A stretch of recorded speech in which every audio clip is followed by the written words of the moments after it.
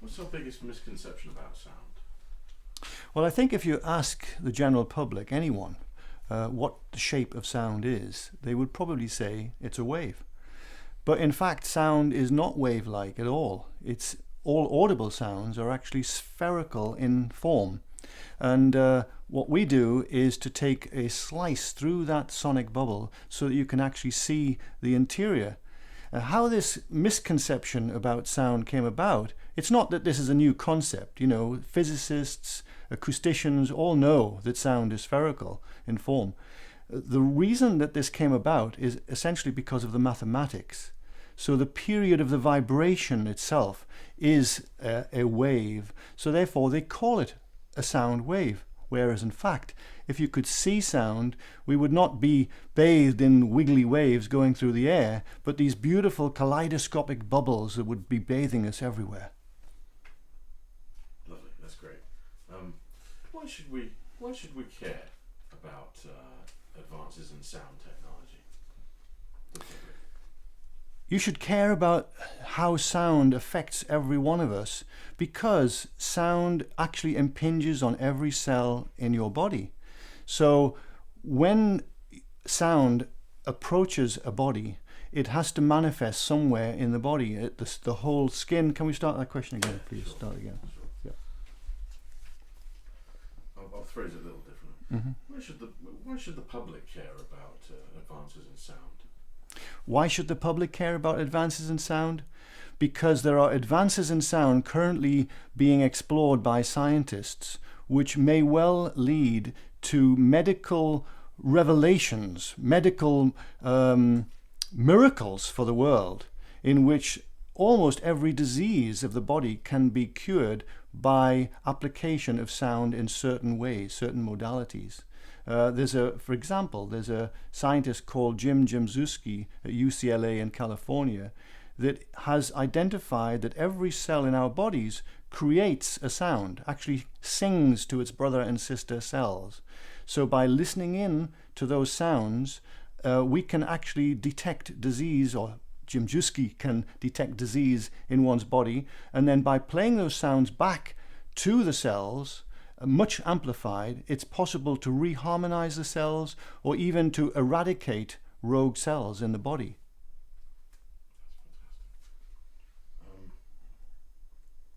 That's fantastic. I'm going to go into crop circles now, but I think I'll keep going with the science of cymatics. Can you explain cymatics to us as an emerging science?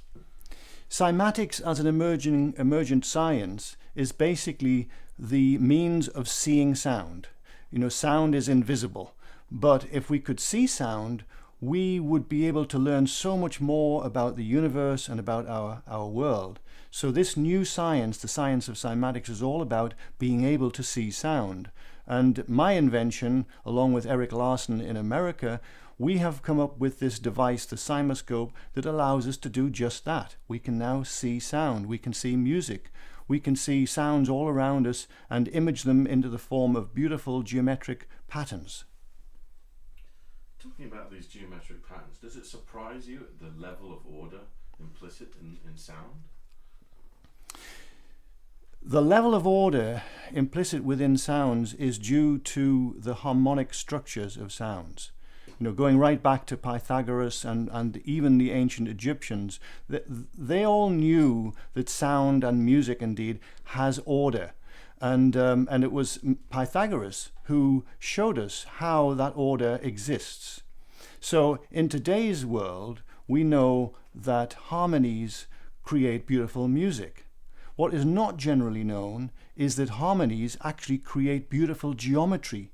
And that geometry, when we listen to beautiful music, for example, that geometry is actually impinging on every cell in our bodies. So literally, on the surface membrane of cells, these beautiful patterns emerge. Likewise, if we're in a really noisy environment, those beautiful patterns are destroyed.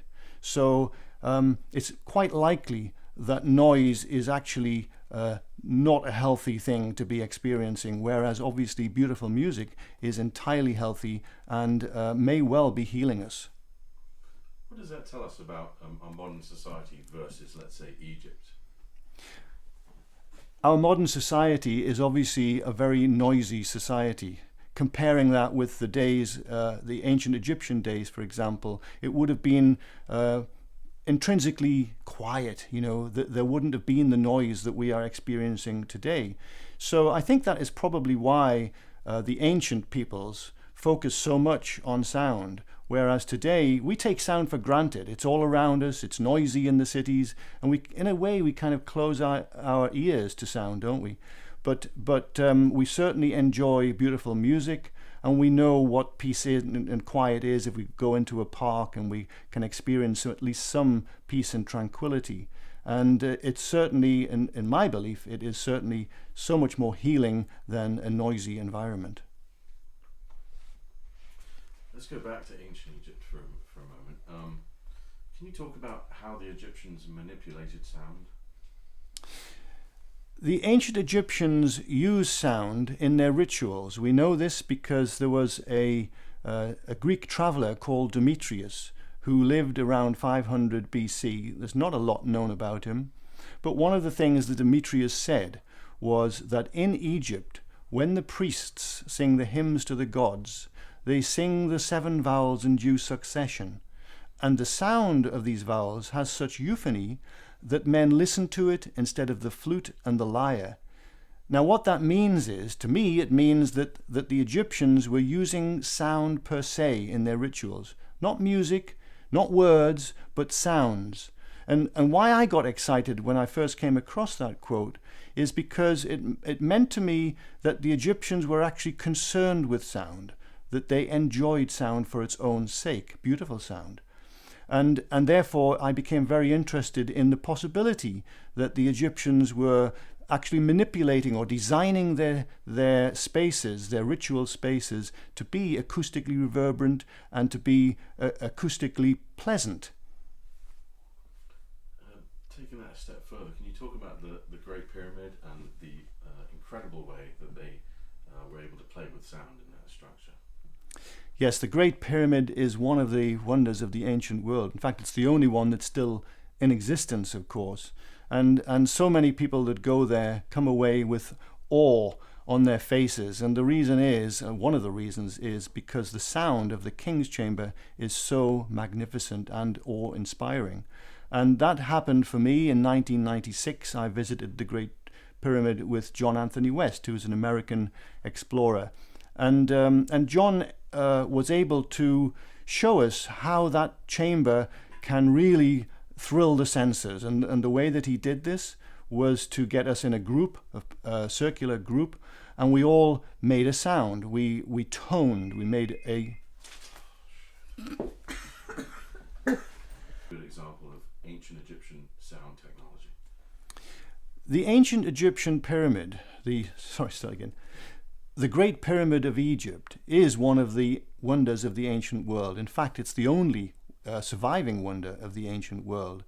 And no wonder, because when you visit the Great Pyramid, you find that it's an amazing place. Not only is its presence on the plateau absolutely awe-inspiring, but when you walk into its apartments, particularly into the King's Chamber, there you find the most amazing acoustic anywhere on the planet, at least anywhere that I have experienced.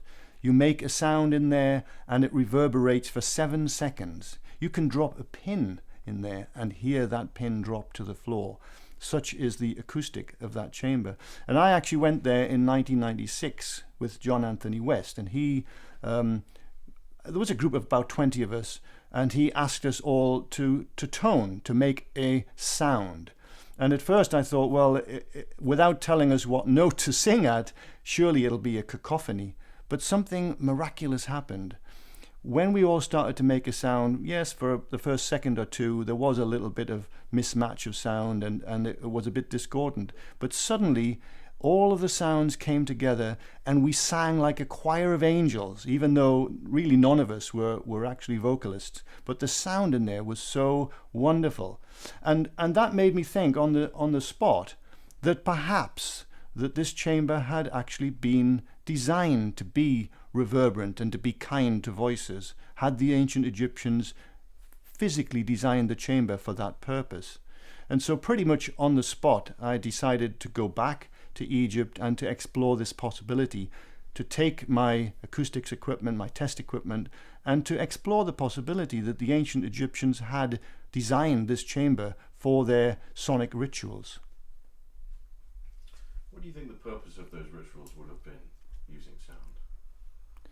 The purpose of the rituals using sound may have been a sonic rebirth ritual. You know, it's pretty much, most Egyptologists would agree that the ancient Egyptian,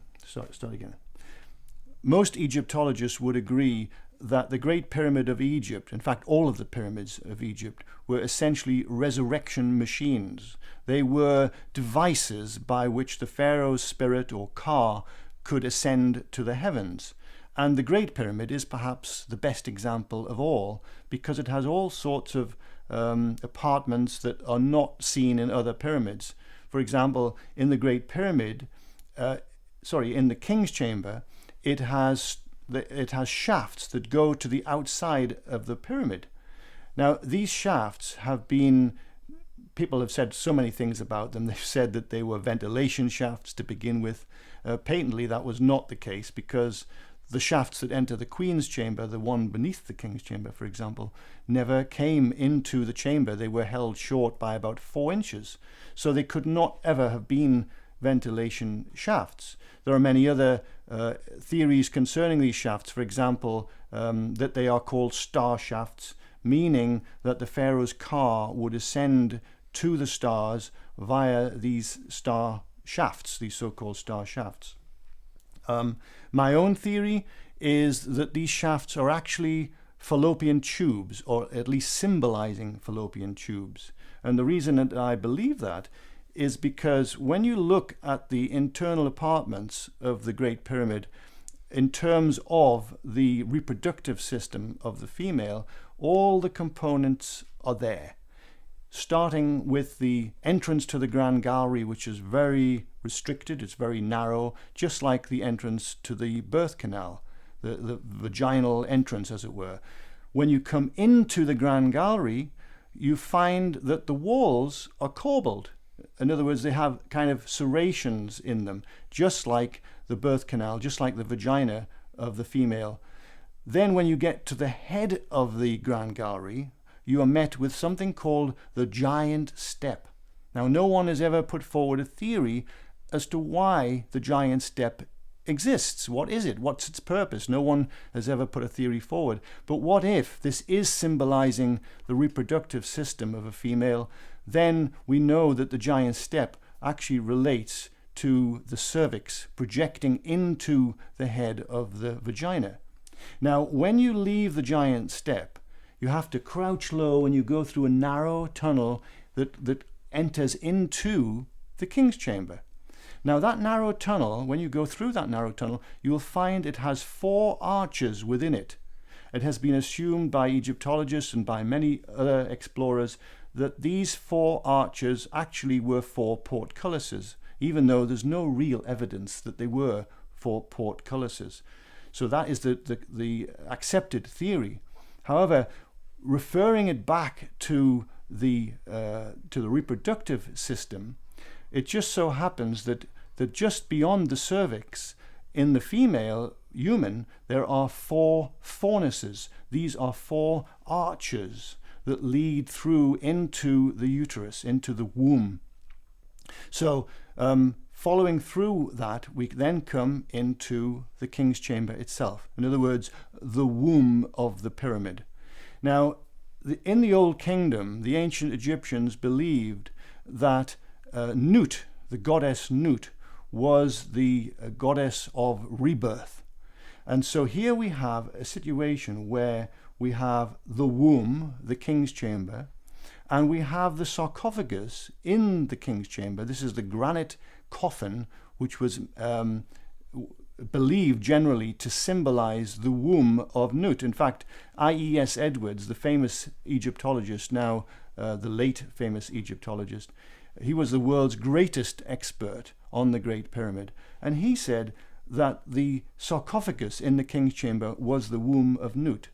Well, I vary that a little bit. I say that the king's chamber itself was the womb, and that the sarcophagus represented the seed of Nut embedded in the wall. So then it becomes clear what the two shafts are. They're actually fallopian tubes linking the womb to the celestial ovaries in the sky. Let's get on to crop circles. That's your question. I'm going to adjust them. Okay. Crop circles have often seemed to suggest sound, not just by their design and the geometry, which is very similar to cymatic shapes, but also by their formation. Can you talk about that a little bit? In just 1 second. Can you hold on till he's just back behind the camera?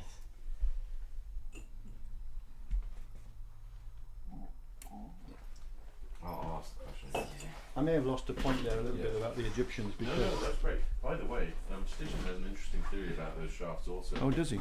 He says that they're tuning cavities, and that the wind blows across the pyramid, just like when you blow over a Coke bottle.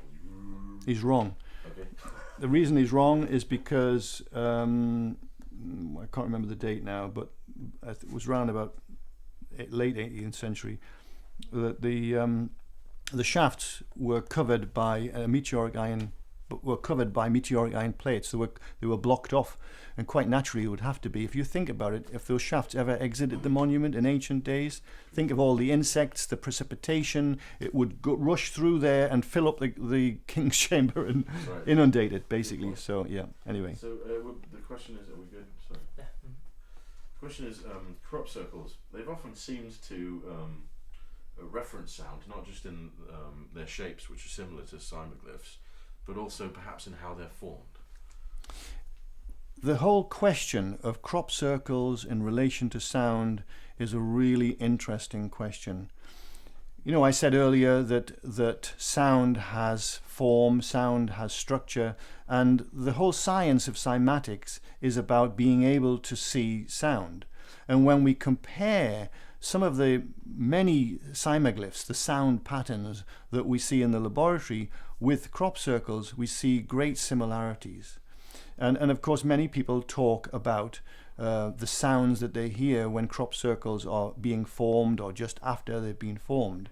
So it's really not a surprise that crop circles should be associated with sound.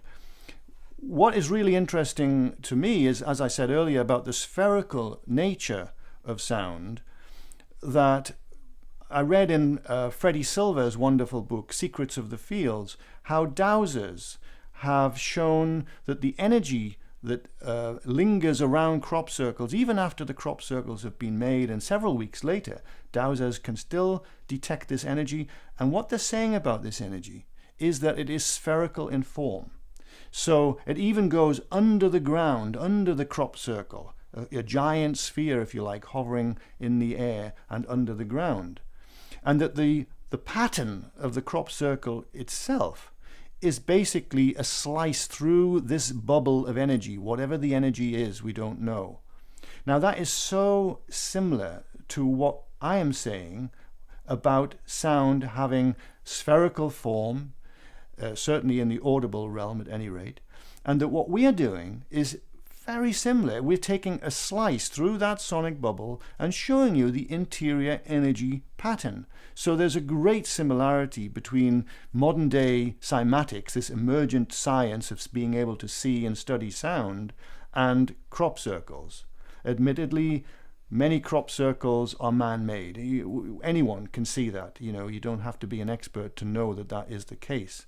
But anyone who takes a serious interest and studies crop circles closely will see that an equal number could not possibly have been made by humankind. And so then comes the question, how were they made? What energy process is involved?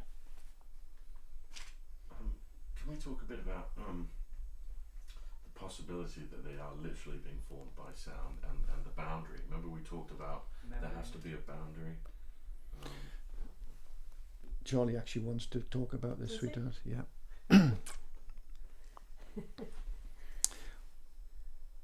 One of the problems relating to crop circles from the scientific viewpoint is that in order to create a pattern, there has to be a boundary. What do I mean by boundary? Well, in the laboratory, when we create cymatic images, we always have a boundary. For example, in the case of the CymaScope, there's two different ways that we can use it. For example, we can use the latex membrane, which has a boundary made by a plastic palisade. And this palisade actually contains the particulate matter that we sprinkle on the latex membrane. We then apply sound, and this sound imprints itself on the latex membrane.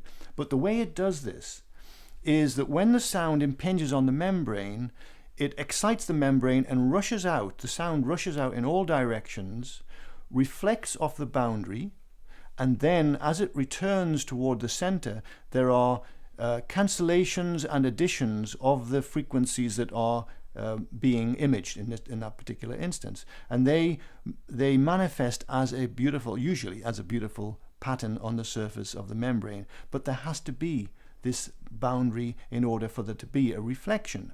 The same is true when we use the CymaScope with water. We have what's called a water drive module, and where we have an area of water contained with a circular boundary again. And the same thing, essentially we're using the surface of the water, the surface tension of the water as the membrane to manifest the pattern. But again, the circular boundary exists. Now, what about crop circles?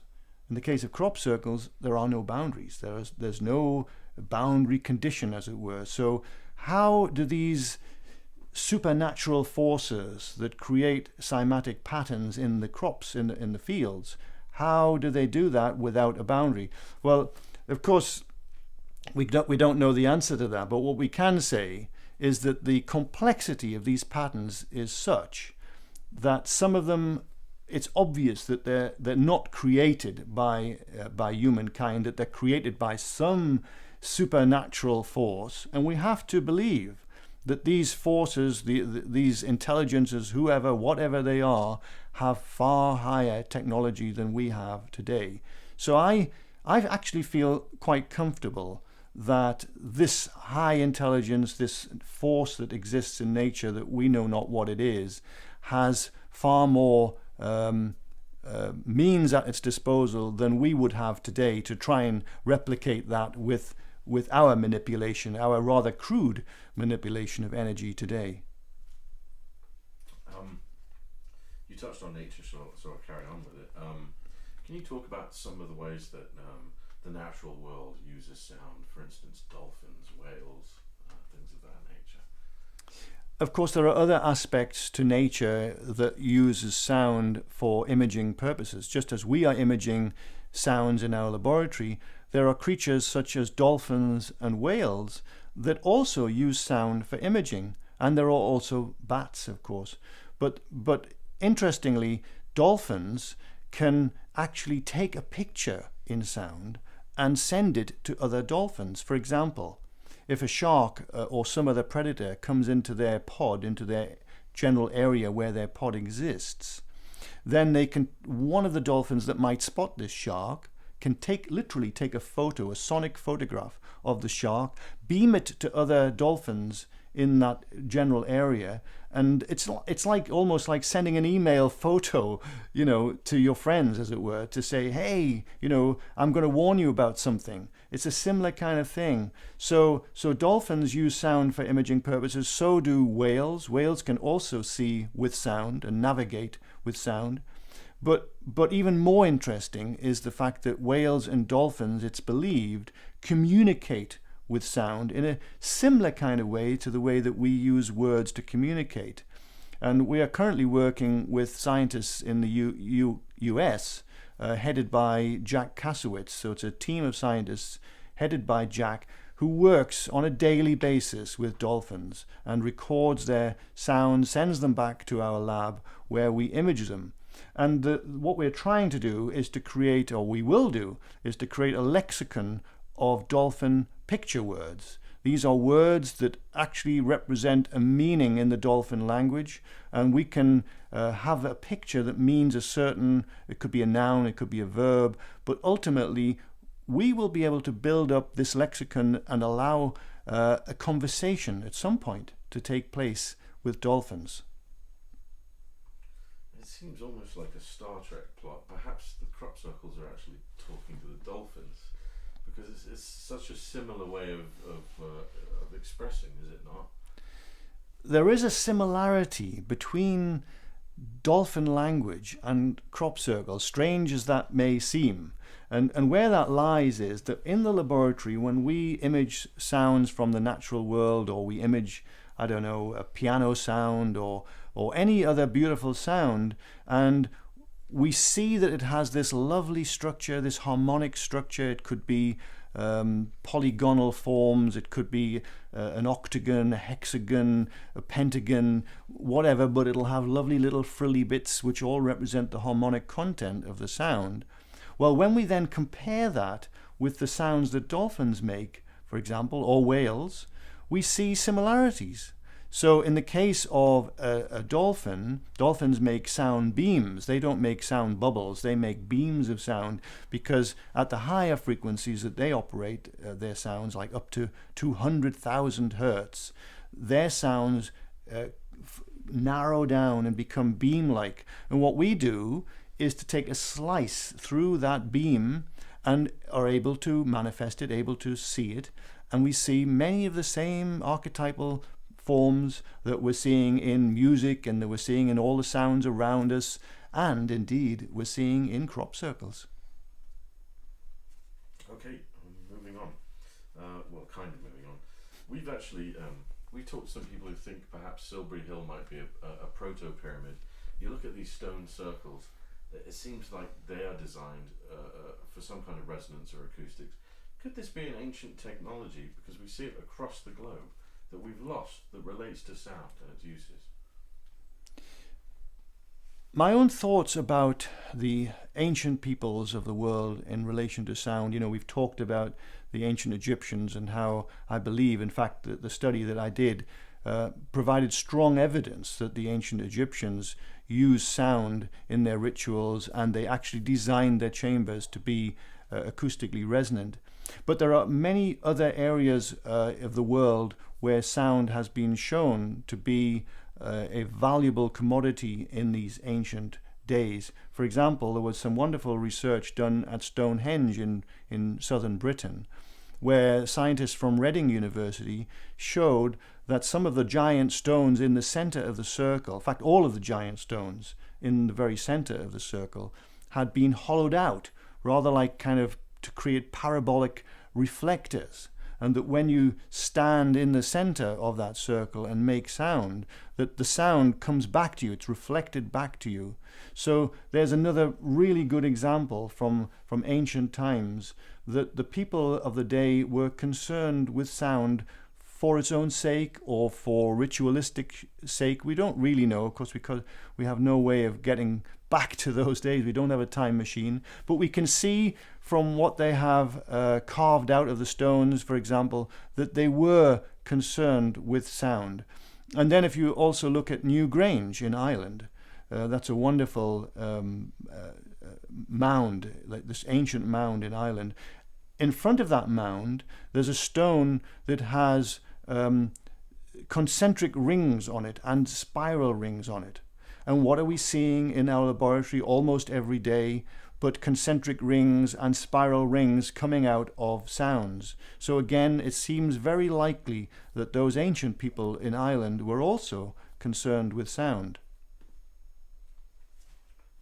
The next place that we kind of find sound being used creatively is the cathedrals of medieval Europe. Where do you think they got that from? And is it the same technology raising its head again? One moment.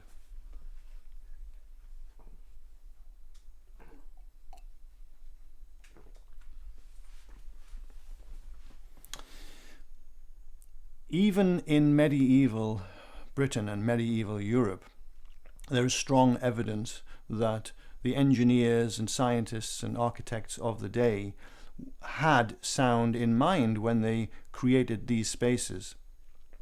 One of the things that we have to remember is that in those days there was no such thing as amplification. of sound, electronic amplification. If you go into a cathedral or even a large church today, you will find the priest standing in his pulpit, and he has his tie-clip microphone on, and there are very discreet little speakers mounted around the arches of the cathedral or the church. And no wonder, because some of these congregations are hundreds strong.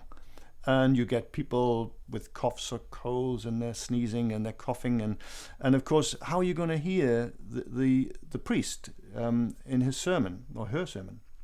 Well, in those days there was no electronic amplification, so the only way that they could make the human voice travel across these vast areas was to use the natural reverberation that comes from use of stone and certain dimensions of those spaces. So in doing studies of those spaces, it becomes quite clear that they had quite a lot of mathematics at their disposal to design the spaces. There's no absolute proof of it, but we get indirect evidence from just simply measuring the spaces and looking at what kind of dimensions, what kind of materials would we use today if we were going to design a space and say we're not going to have electronic amplification, we're going to allow the human voice to carry. And so the science of acoustics, the acousticians of this world that design concert spaces, for example, they bear this in mind, because there are many singers, many vocalists today, opera singers and the like, that push the microphone aside. They don't want to use microphone. They want to have the natural resonance of the voice to expand into this auditorium. So the same thing applied in those days in medieval Britain. And then we come to that wonderful chapel in Scotland, Edinburgh, Roslin Chapel. And Roslin Chapel, if you go there, you find that not only has it a wonderful acoustic, and that's particularly true of the crypt in Roslin, but also, interestingly, we see in the Ladies' Chapel of Roslin all these little cube shapes that are carved into the Ladies' Chapel ceiling, and they have cymatic patterns carved into those cubes. And a very good friend of ours, Stewert Mitchell, and his father, Thomas Mitchell, have actually decoded that music that's embedded within those cubes, and it turns out to be a beautiful melody. So again, this is hundreds of years ago. So we really cannot say that our forefathers did not have a really good handle on acoustics, because clearly they did.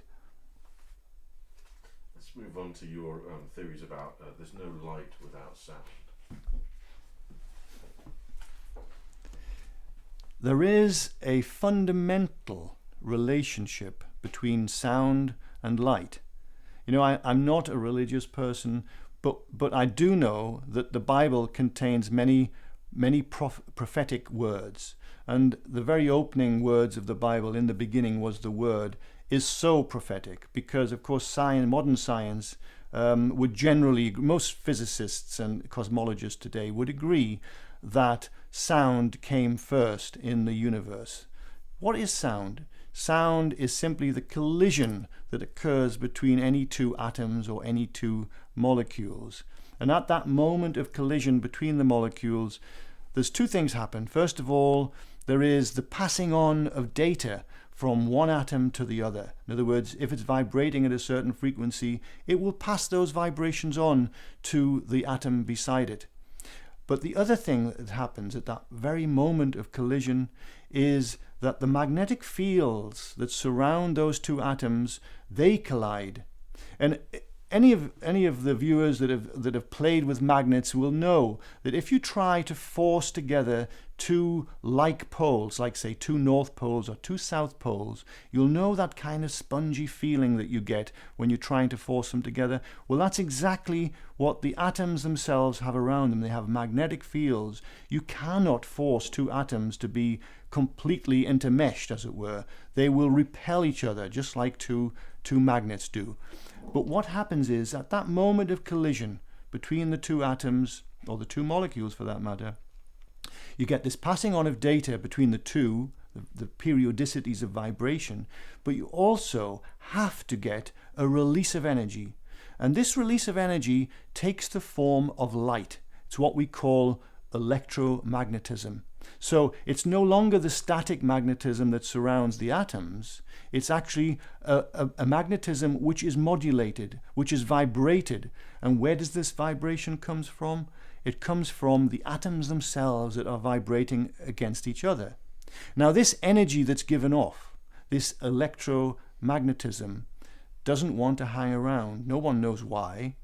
Whereas with static magnetism, it stays put. It doesn't go anywhere. It doesn't travel. But electromagnetism always propagates away at the speed of light. So it goes away at 186,000 miles per second, or it travels away at 300,000 kilometers per second. In either case, we can say that it doesn't want to hang around. It wants to move away as fast as it possibly can from the site of the collision. But what I'm coming back to say is that it was the sound that created the light. You cannot have light without sound. Sound is the way that light is formed. So in the early universe, when there was the Big Bang, if indeed there was a Big Bang, then it certainly was the sound first, and then came the light after the sound. So that is the relationship between sound and light. And in fact, all the sounds around us in the world, even me speaking now, is creating light. It's not creating light that you can see, it's creating light in the infrared spectrum. And that infrared light is actually modulated by my voice. And that's important because it means that my voice is actually traveling out now through this laboratory, and maybe even through the glass, depending on the type of glass that it is. But if I was standing outside and speaking, that my voice would not be hanging around, it would be traveling out at the speed of light as modulated infrared, and if there's no cloud cover to absorb that heat, it would travel out through the atmosphere and into space. Let's talk about That's exciting. a little bit about your theories on the origins of life and how sound played a role in that. We can even say that sound had a primary role in the creation of life on the planet. Again, talking about the Bible and how it was said that the word came first. Well, my own theory about how life was created is a little bit similar, or at least it has the germ of the idea that is shared by most biologists today, that life was formed in the primordial oceans of Earth, and that it was formed near hydrothermal vents. Beyond that, most biologists don't really have a handle on just how would these building blocks have been assembled. It's a big problem. But one insight that I've had that may turn out to be the answer to this is as follows. Hydrothermal vents are obviously creating not only heat, which is geothermal heat coming up from the core of the Earth, but they're also creating sound. So when these gases, these hot gases, come up from the core of the Earth, they're creating bubbles in the water, bubbles of all sizes, bubbles the sizes of melons, all the way down to microscopic bubbles that you couldn't even see with the naked eye. And what is a bubble in water but a membrane? And as we found in our cymatics work, wherever you have a membrane, you have to have a pattern form on the membrane, whether you can see it or not. It exists. That pattern exists wherever there's a membrane. Under certain conditions in the laboratory, we can see the pattern. Now, why is this important? Because in the primordial oceans of Earth, where these hot gases were rushing up into the ocean, in the case of the microscopic bubbles, there would have been a beautiful pattern forming on the surface of the bubbles, invisible to our naked eye, but nevertheless there. How is this pattern formed?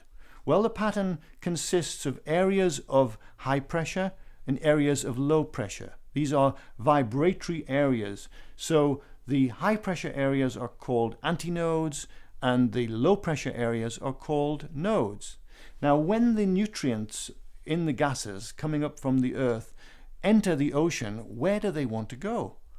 They don't want to go where it's really busy and vibratory. They want to go naturally. They will naturally migrate to the low pressure areas where there's very little vibration. And so on the surface of these microscopic bubbles, you now have these nodal areas where the nutrients will naturally migrate to. So now we have basic polygonal structures around the surface of these microscopic bubbles. And what have we found recently? What has science found recently in Yellowstone National Park? They found that the earliest forms of life were almost certainly viral. And why is that interesting? Because viral life is polygonal in its form. If you look at images of viruses, they're almost exclusively polygonal in their forms, just as sound patterns would be on the surface of these microscopic bubbles in the early Earth. Good. Let's talk about the future of sound. Where do you see your research going in the next 10 years? The future of cymatics is a very rosy one. We are really at the cusp now of this emergent science. We're kind of at the place where science was hundreds of years ago with the invention of the microscope or the invention of the telescope.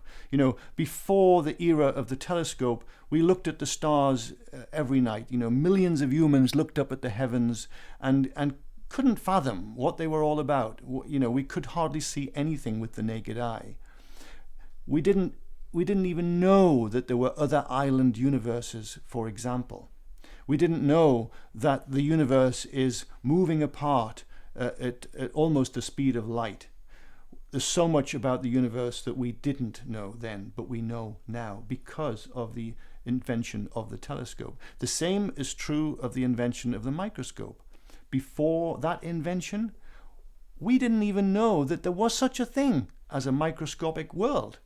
And in fact, even when the microscope was invented, it took about 15 years before it became generally accepted that this was true, that there were these little creatures moving about that we couldn't see on the surface of our skin or the surface of a table or whatever. You know, so it took a long time for that to happen. And the same, I think, unfortunately, is true for the cymoscope. This wonderful invention that allows us to see another hidden realm, the realm of sound. Sound has beauty, sound has form, sound has structure, sound has fantastic applications. And if we can see sound, we can learn so much more about the world around us and indeed the universe than we could before. And I give you a typical example or a prime example of this. There has been recent research into the sounds of our sun. You might not know that the sun actually makes sounds. Well, it does. And Stanford University have been recently working, these are the scientists called helioseismologists, are working to learn more about the processes at work in the core of the sun by listening to the sounds of the sun. There was a spacecraft, a NASA spacecraft called SOHO, that monitored these sounds.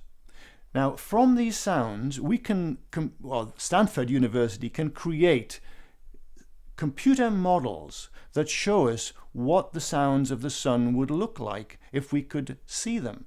And it turns out that on the surface of the sun, or just under the surface of the sun, there is a beautiful pattern of nodal bubbles, these bubbles of sound underneath the surface of the sun. Who would have known that, prior to this work? Nobody could have guessed at it, basically.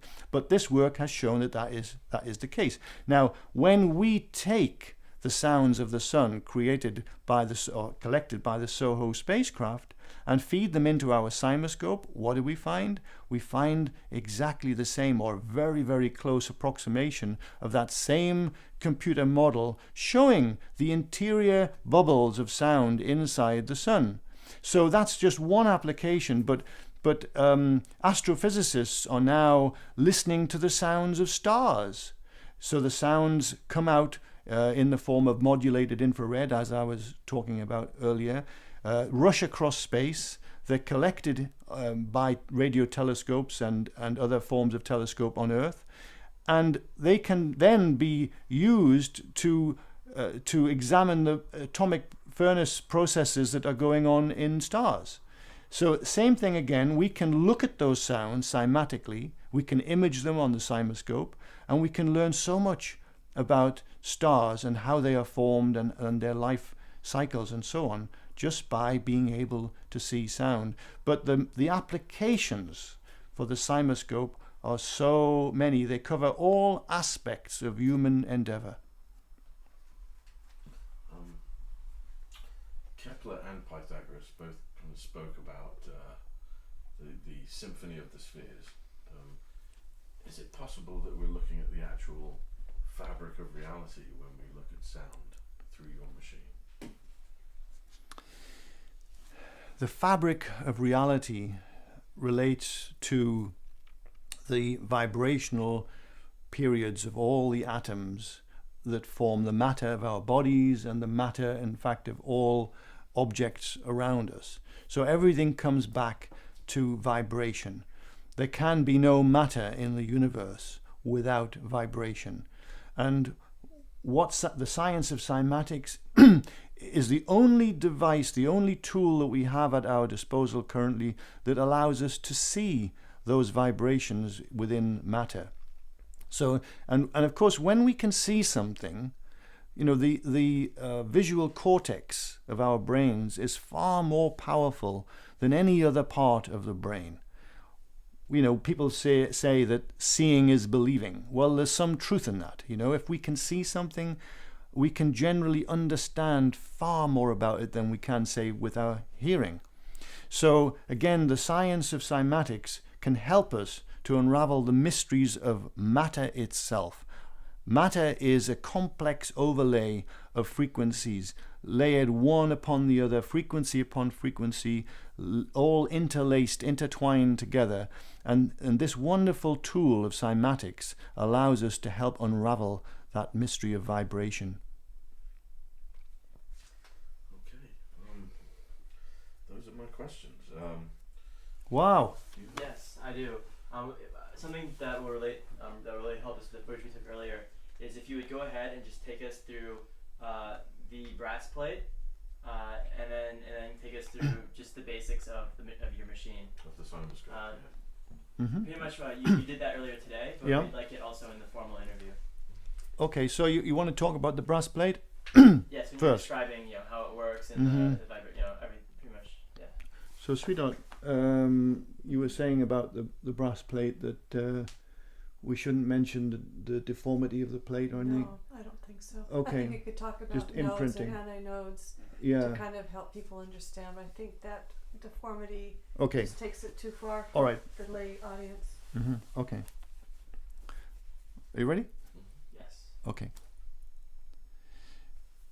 So, Robert Hooke, around 1680, we don't know where he got this idea from, but Robert Hooke decided to take a glass plate and play it with a violin bow.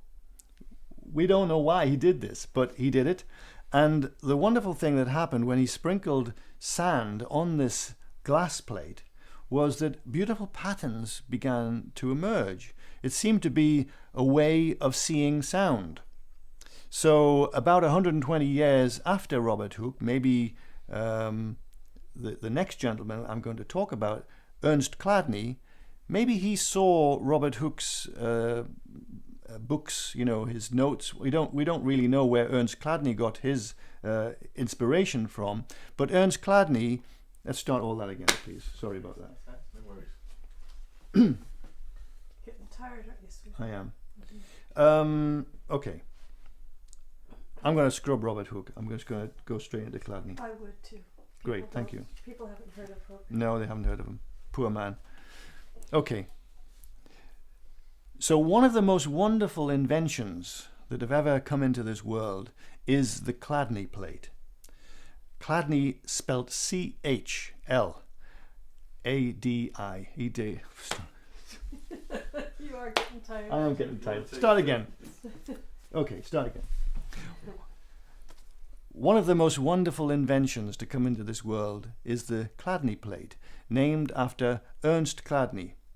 Sometime around 1800, Ernst Chladni took a brass plate, a simple square plate of brass, put it on a stand, sprinkled sand on the surface of the brass plate, and played it with a violin bow.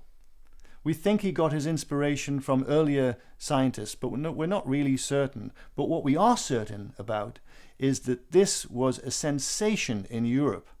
So these beautiful patterns, every time he put the bow in a different place on the surface of the plate, created this gorgeous pattern. It was a sensation in Europe, and Chladni actually had an audience with Napoleon. Now, Napoleon was something of a scientist himself. He was very interested in mathematics, for example. And Napoleon wanted an explanation. Why do these patterns form? Why do the patterns form in these particular shapes? And it turned out in the end to be a mathematical explanation given by a young French woman called Sophie Germain, who won, I think it was a 3,000 franc prize that Napoleon put up to give an explanation for this. But essentially, the explanation that she came up with, although it was a mathematical one, told us why the patterns form. Essentially, the sand on the surface of the plate is pushed away from the areas of greatest vibration and into the areas of the lowest vibration. So the areas of high vibration are called antinodes, and the lowest pressure areas are called nodes. And so the sand is pushed away from the antinodes and finds a kind of safe haven in the nodes. So what we're really seeing here is a kind of imprint that the sound has made on the surface of the plate. And that really was the birth of the science of cymatics in 1800. And it's taken us all this time, up to 2009, to actually establish the science of cymatics as a true science, and a science that has a wealth of applications and can help humankind in so many different ways.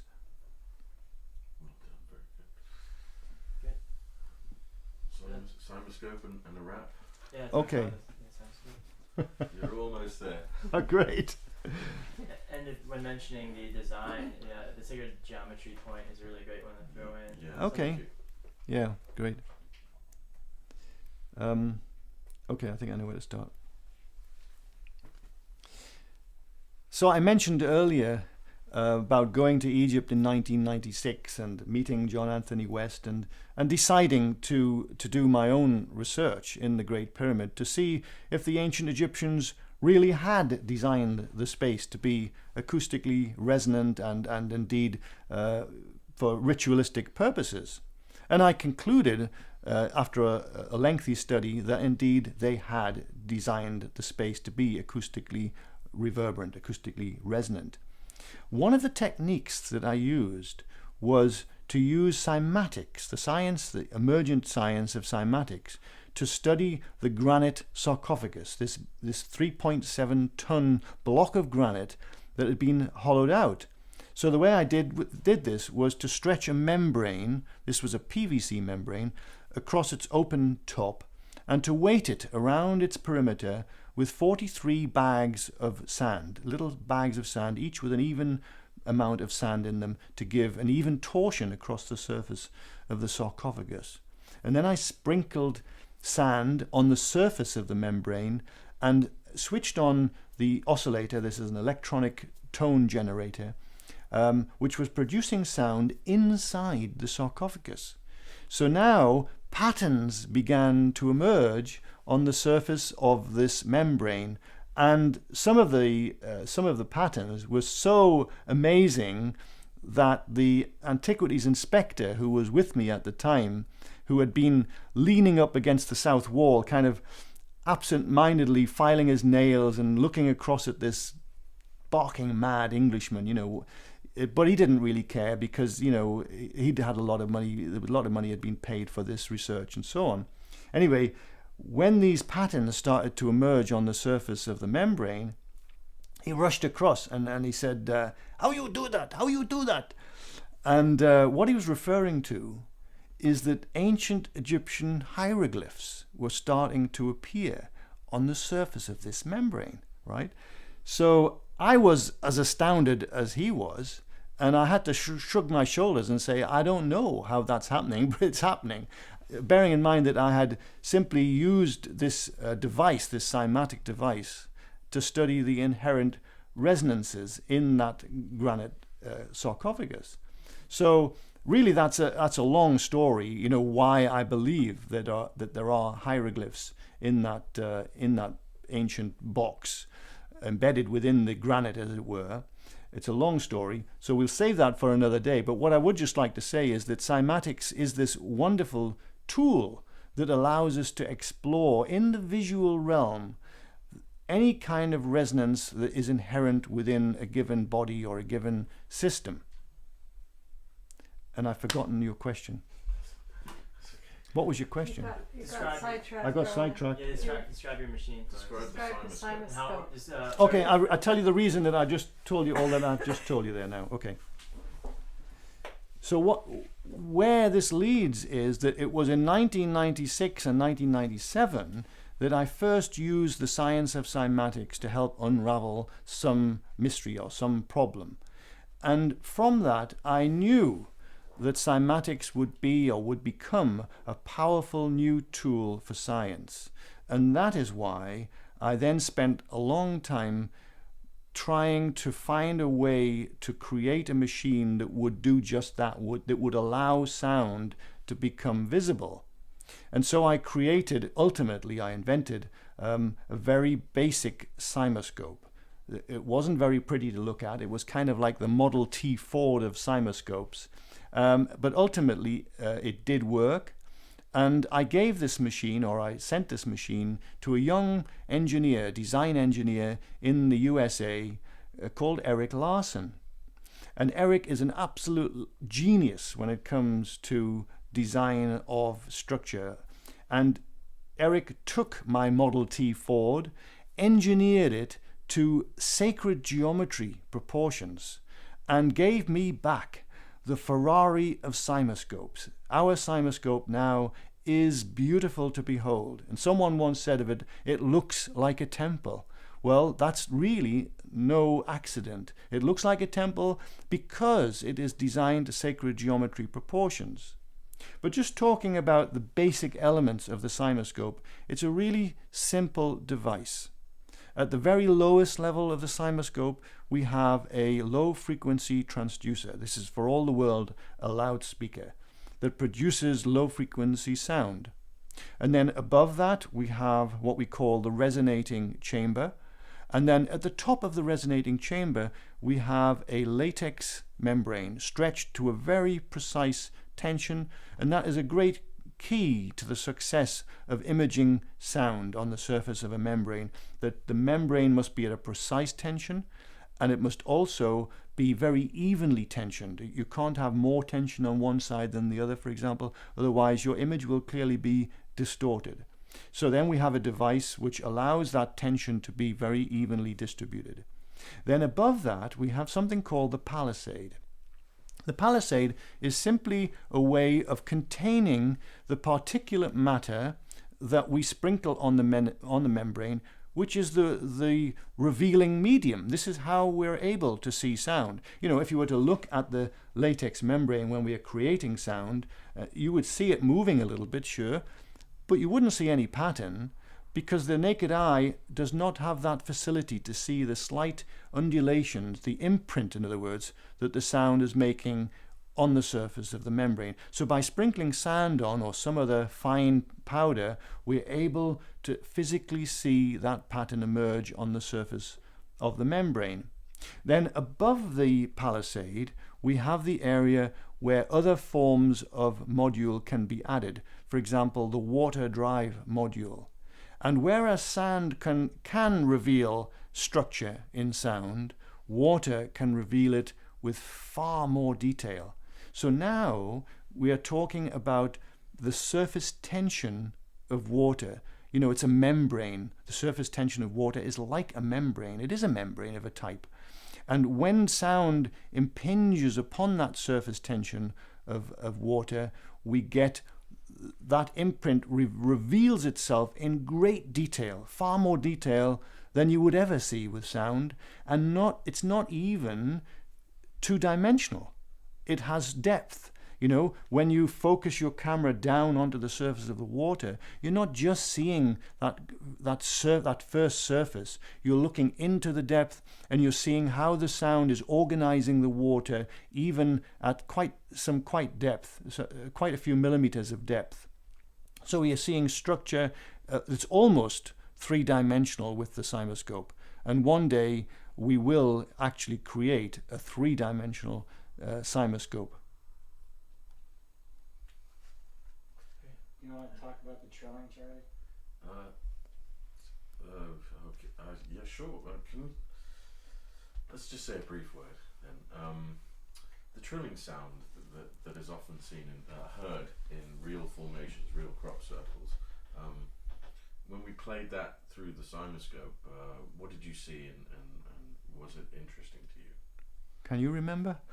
I can't remember what did it look like again? It was. Let me phrase that a different way. That was awkward. I believe it had 12 spokes. It was 12 spokes. Okay, Yeah. good. That's good. So, when we put the trilling sound through the CymaScope, what did it reveal to you? That trilling sound that we played earlier was something special. I've heard, many reports about crop circles having trilling sounds, and I know that you said that the trilling sound that we had been given to image was actually a kind of man-made version of the trilling sound. But it was a special sound, and when we put that trilling sound through the CymaScope, it revealed itself as a beautiful 12-spoked pattern. And it kept varying. It was really gorgeous to behold. I was really impressed by it, and I think that's an absolute load of bollocks. That's okay. Sorry. How familiar are you with crop circles? It's not a question to answer for me right now. Do you look at them a lot, or like online, just look it up? Do you want me to answer that to the camera? No. This is actually leading to a question I might ask you. Okay. I don't look at them regularly. A few years ago, I was a complete disbeliever. Now I am a believer, simply because I can see with, just using normal common sense, Okay. that these things could not possibly be all made by guys from the pub. Okay, well, my question then is, knowing crop circles, having seen them, do you see any common shapes that appear both in sound, sacred geometry, or crop circles? Like, for instance, just throwing out today, I think we mentioned we saw something that looked kind of like a Celtic cross, things like that. Do you ever see things that are blatantly familiar in crop circles, that are in sound, Okay, good question. sacred geometry? Yep. Yep. The form that crop circles take is really very interesting. There's so much variety there, but of course the crop circles that really take my eye are the ones that I see every day, really, in my own laboratory. We are imaging sound here every day, and when we see polygonal forms, whether they be pentagons, hexagons, octagons, mixes of the two, mixes of several polygons, we can see. Oh God! All right. Am I? Yeah. Let's just start that again. So the idea is to draw a correspondence between cymoglyphs and crop circles, darling. That's the bottom line. Mm-hmm.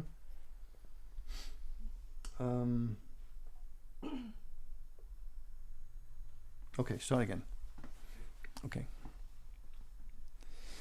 The form of crop circles is very interesting. We have such a variety. We have some that are completely non-geometric, that I would say I have no idea how they could possibly be formed by sound or by any kind of regular patterns of energy. For example, the human face, we see one of the human face. It seems to me, it speaks to me that was created by humankind. Would these supernatural forces create an image that looks like a human face? I don't think so. But when we see other forms, such as the beautiful geometries that we see very regularly in crop circles, we can draw parallels, so many parallels with what we're seeing daily here in the laboratory. Pentagons, hexagons, octagons, various mixtures, twin spirals, all these forms have been seen in crop circles. And when we see them in the lab here and we see the latest crop circle reports, sometimes we get shivers because we realize that the two are intertwined to such an extent that there cannot be these cannot be coincidences. The energies that are actually imprinting these crops, clearly there is a relationship with those energies and with what we are seeing in the laboratory. And as I said earlier, sound has structure, sound has form. It's just that we can't see it. But other forms of energy, such as electromagnetism, also have structure and form. We are sitting here today surrounded by a sea of electromagnetism. Running through my body now are television transmissions, radio, telephone transmissions, television, radio, all sorts of telecommunications running through my body. Can I feel them? Can I see them? No. But if we have the right instruments, if I was sitting here with a miniature television in my hand, I could tune the dial and pick up these television stations. If I was sitting with a radio or a mobile phone, all of these different frequencies that are rushing through my body now, I could detect them. And similarly, with the energies that are forming crop circles, we may not be able to detect them with our modern technology, but perhaps one day we will. And then we'll be able to look back and say, if only we'd known now what we knew. Oh, it's not right. You're struggling, aren't you, darling? I'm struggling. That's great. Yeah, we can cut away actually. Okay, great. I'm really tired. Yeah. No, it's great. I'm sorry. I'm getting punchy. Yeah. No worries. I think that's. Do you have any other questions? If you do, make them. Just Not one more. right now. Okay. Hutch, I'm good. He's covered it. you are free, sir. Thank you. Congratulations. That was awesome. Wow. I have one off-camera question. What is the translation of